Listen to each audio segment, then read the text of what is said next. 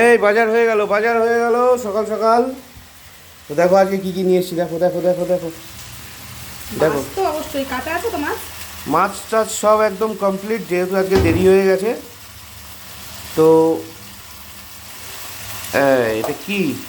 মাছের ডিম। মাছের ডিম, ঠিক আছে, একদম স্পেশাল মাছের ডিম। আর একটা জিনিস রয়েছে, দেখো দেখো দেখো, পাবদা মাছ। এই দেখো এই দেখো, দেখেছো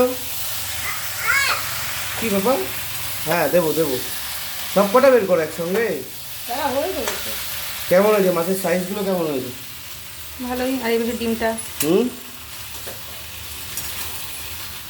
পাবদাগুলো একদম দারুণ দারুণ সাইজের পেলাম, তাই নিয়ে চলো। কী কী রান্না হবে মা?